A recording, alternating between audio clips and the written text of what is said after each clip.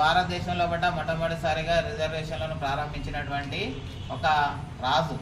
ఆ రాజు ఛత్రపతి సాహు మహారాజు ఆ రోజుల్లో కొల్లాపూర్ సంస్థానానికి రాజుగా ఉండి ఈ భారతదేశంలో బ్రాహ్మణీయ ఆధిక్యతను చూసి బహుజన కులాలు అభివృద్ధి చెందాలంటే వాళ్ళకు కంపల్సరీ ఒక ప్రాధాన్యత విద్యలో ఉద్యోగంలో కావాలన్న ఉద్దేశంతోనే 1902 సంవత్సరం జూలై 26వ తేదీన భారతదేశంలో మొట్టమొదటిసారిగా రిజర్వేషన్స్ అనేటువంటి స్టార్ట్ చేయడం జరిగింది.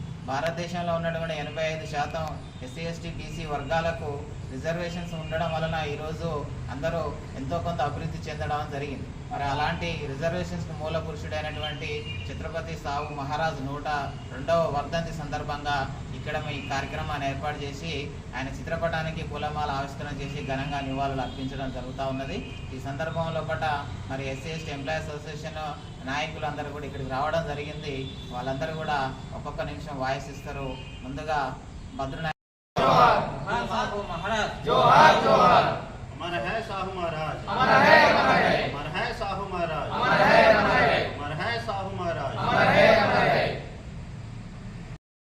एसटी ఉపాధ్యాయ సంఘాల యొక్క ఆధ్వర్యంలో సాహు మహారాజు 102వ వర్ధంతి కార్యక్రమాన్ని నిర్వహించడం అనేది చాలా సుదినం.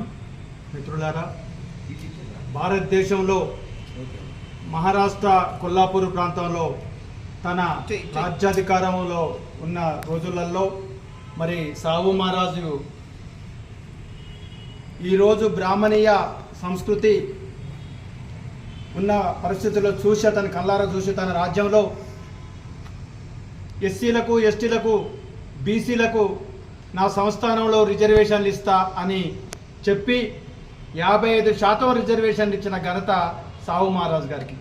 ఈ రోజునాడు బీసీ కులాలైనా ఎస్సీ కులాలైనా ఎస్టీ కులాలైనా ఇవాళ ఈ తెల్లటి బట్టలు వేసుకొని ఒక బండ్లు కొనుక్కొని ఇవాళ ఇంత గొప్పగా ఉన్నామంటే సాహు మహారాజు పెట్టిన భిక్ష తప్ప ఇంకోటి కాదన్న విషయాన్ని కూడా మనం అందరం కూడా గుర్తుంచుకోవాలి. ఉద్యోగాలు చేసుకుంటున్న ఎస్సీ ఎస్టీ బీసీ సంఘాలు మొత్తం కూడా ఇవాళ పేరుకు మాత్రమే సంఘాలు పెట్టుకొని ఇవాళ పబ్బం కడుతున్నాయి తప్ప ఏ వర్గాలకైతే తన న్యాయం చేసిండో ఆ వర్గాల యొక్క మహనీయుల యొక్క జయంతి వర్ధంతులు జరుపుకోవాలి.